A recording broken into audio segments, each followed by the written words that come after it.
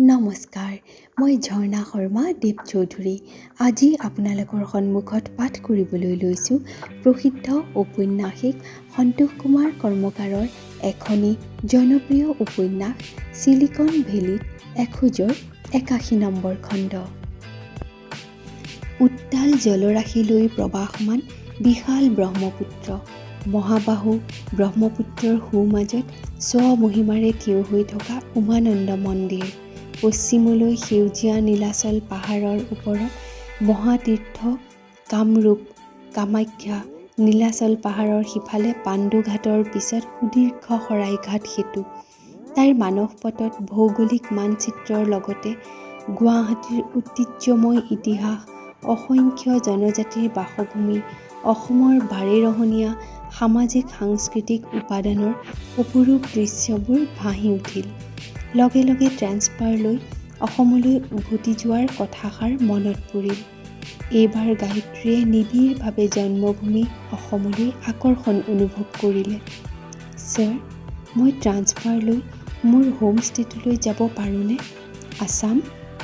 হয় ছাৰ, নিশ্চয় পাৰা, ৰাজশেখৰে ক'লে। আমাৰ বেংকটো নৰ্থ ইষ্ট তথা অসমত এক্সপাণ্ডিং। তাৰ বাবে centrally you have taken some policies for the north eastern states. ইফালে তুমি বেংগালুৰুৰ ব্ৰাঞ্চ এটাত ইমান দিন ছাকচেছফুলি কাম কৰিলা। With this experience you can build up a nice banking network there in your home state. তাতে আমাৰ বেংকটোৰ বিকাশ হ'ব, তোমালোকৰ অঞ্চলটোৰো উন্নতি হ'ব। ট্ৰান্সফাৰ লোৱাৰ ক্ষেত্ৰত আপুনি যদি মোক সহায় কৰে, okay, it is manageable by মি।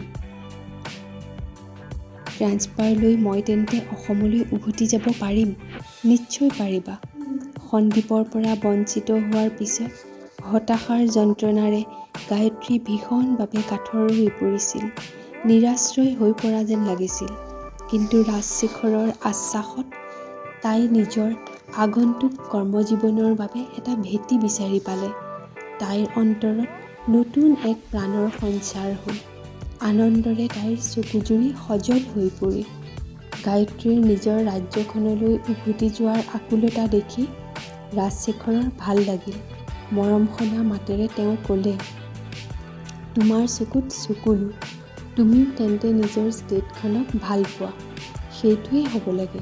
তুমি যোৱা, ট্ৰেন্সফাৰ লৈ হোম ষ্টেটত গৈ কাম কৰিলে তোমাৰ ভাল হ'ব। ৰাজশেখৰৰ সকলো ভাল। বেংগালুৰুলৈ অহাৰ পিছত কেইবাবাৰো তেওঁক লগ পালে, কিন্তু তেওঁ নিজে কেতিয়াও নিজৰ হতাশা বঞ্চনাৰ কথা কোৱা নাছিল।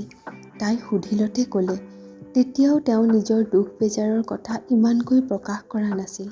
আনকি ৩ বছৰ বিবাহিত জীৱন কটাই বিবাহ বিচ্ছেদ হোৱাৰ পিছত গা-গাড়ীয়ে আকৰ্ষণীয় আৰু তেওঁৰ ব্যক্তিত্বত কিছু পৰিমাণে মোহাচ্ছন্ন হৈ পৰা গায়ত্ৰীৰ প্ৰতিও কোনো ধৰণৰ দুৰ্বলতা প্ৰকাশ কৰা নাই। তেওঁ কেতিয়াও তাইৰ মোহমুগ্ধতাৰ সুযোগ ল'বলৈ চেষ্টা কৰা নাই।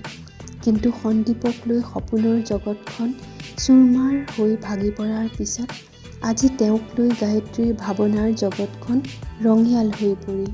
তাইৰ এনেকুৱা লাগিল যেন মৰম কাতৰতাৰে ৰাজশেখৰ তাইৰ প্ৰতি দুৰ্বল হোৱা হ'লে তাইৰ জীৱনটোৱে বেলেগ এটা মাত্ৰা পালেহেঁতেন। অৱশ্যে তাই যে এতিয়া এইদৰে ভাবিছে, বিশেষ এক অৱস্থাৰ পৰিপ্ৰেক্ষিতত এয়া একেবাৰেই আকস্মিক, আৰু এয়া তাইৰ অন্তৰৰ পবিত্ৰতাৰে জীৱন তৃষিত চেতনাৰে। ৰাজশেখৰে গায়ত্ৰীৰ মুখখনলৈ চাই আছে। তেওঁ তাইক লক্ষ্য কৰিছে। তেওঁ জীৱন অভিজ্ঞতাৰে অভিজ্ঞ, জ্ঞানী, শান্ত গভীৰ দৃষ্টিৰে চাই তেওঁ যেন তাৰ মনত খেলাই থকা ভাৱনাবোৰ বুজি পালে। গায়ত্ৰী, মই তোমাক এষাৰ কথা কওঁ। কথাষাৰ ধৰ্মীয় পুৰোহিতে উপদেশ দিয়াৰ নিচিনা লাগিব। চোৱা, আশা কৰা অনুসৰি সকলো সহজে পালে আমাৰ জীৱনটো অভিজ্ঞতাৰে পৰিপুষ্ট হৈ নুঠে। আমাৰ উপলব্ধিৰ সুবৰ্ণময় চেতনাবোৰ ব্যঞ্জনাময় হৈ নুঠে। সেয়েহে আমাৰ জীৱনত কিছুমান নোপোৱাও থাকিব পাৰে। তাতে অৱশ্যে আমাৰ মনত অতৃপ্তিৰ যন্ত্ৰণা এটা সৃষ্টি হয়। যন্ত্ৰণাময় এই অতৃপ্তিৰ মাজত তৃপ্তিৰ অবিৰত সন্ধানটোৱেই মানুহক আগবঢ়াই লৈ যায়। আৰু এইটোৱেই আমাৰ জীৱনৰ ব্ৰত হ'ব লাগে। এইবোৰ ভালকৈ বুজিবৰ বাবে গায়ত্ৰীৰ মনটো এতিয়াও ইমান উন্নত হোৱা নাই। তথাপি তাই কিছু বুজি পালে। সেইখিনিয়ে তাইৰ মনত বাৰুকৈয়ে প্ৰভাৱ পেলালে। ৰাজশেখৰক লৈ তাইৰ মনত যে অনুৰাগ এটা সঞ্চাৰিত হ'বলৈ লৈছিল, সেই অনুৰাগ বাস্তৱায়িত কৰাটো সম্ভৱ নহয় বুলি তাই আগতেই অনুমান কৰিছিল। তথাপি তাইৰ মনত আশা এটা আছিল আৰু তাৰ বাবে নিজকে বিন্যাস কৰাৰ চিন্তা এটাও গঢ় লৈ উঠিবলৈ লৈছিল। কিন্তু নিজৰ স্থিতিত অবিচল থাকি ৰাজশেখৰে নিৰাশক্তিটো স্পষ্টকৈ বুজাই ক'লত গায়ত্ৰীৰ আশাটো নিৰ্বাপিত হ'ল। সেই বুলি তাই হতাশ নহ'ল।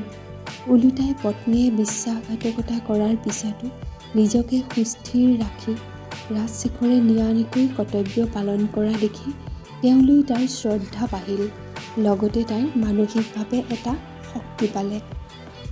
ব'লা, আজি তোমাক লৈ বনশংকৰী মন্দিৰলৈ যাম। ব্যক্তিগত জীৱন বিন্যাসৰ ইমান কথাৰ মাজত হঠাৎ মন্দিৰলৈ যোৱাৰ কথা গায়ত্ৰী আচৰিত হ'ল। কিন্তু মন্দিৰ হ'ল জীৱনটোক ধৰি ৰাখিবৰ বাবে আৰু মনত আধ্যাত্মিক চেতনা বিকাশৰ বাবে এক পবিত্ৰ ঠাই। মানুহে প্ৰতিষ্ঠা কৰা মন্দিৰবোৰ হ'ল মানুহৰ মনত জীৱনৰ প্ৰতি বিশ্বাস আৰু ভক্তিভাৱৰ সৃষ্টিৰ ঠাই। জীৱনটোক ধৰি ৰাখিবৰ বাবে মন্দিৰত থকা দেৱ-দেৱীৰ প্ৰতি বিশ্বাস ভক্তি থকাৰ যে প্ৰয়োজন আছে, সেইটোও গায়ত্ৰীয়ে বুজি পায়। সেয়েহে তাইও মন্দিৰ দৰ্শন কৰাৰ বাবে আগ্ৰহী হৈ পৰিল। তুমি বেংগালুৰুত থকা বহুদিন হ'ল, নিশ্চয় মন্দিৰটো দৰ্শন কৰিলা। নাই ছাৰ, এতিয়াও দৰ্শন কৰা হোৱা নাই। দৰ্শন কৰা নাই? চোৱা গায়ত্ৰী, বনশংকৰী হ'ল গডেছ অফ ফৰেষ্ট। আমি বিশ্বাস কৰোঁ এই মন্দিৰটোত শিৱৰ পত্নী পাৰ্বতীৰ আধ্যাত্মিক শক্তিৰ প্ৰকাশ হৈছিল। বনশংকৰীৰ লগত তোমালোকৰ কামাখ্যা দেৱীক ৰিলেট কৰিব পাৰা। কামাখ্যা দেৱীয়ে আমাৰ কামনা বাসনা পূৰণ কৰাৰ ক্ষেত্ৰত আধ্যাত্মিক শক্তি দিয়ে। মাতা বনশংকৰীয়ে অপকাৰী শক্তিক বিনাশ কৰি আমাৰ অন্তৰৰ শুভ শক্তিক জাগ্ৰত কৰে। বনশংকৰী মাতাৰ আগত শিৰ দোৱাই মই শান্তি পাওঁ। মোৰ বিশ্বাস মাতাৰ আশীৰ্বাদ লৈ অস্থিৰ মনত তুমিও শান্তি পাবা।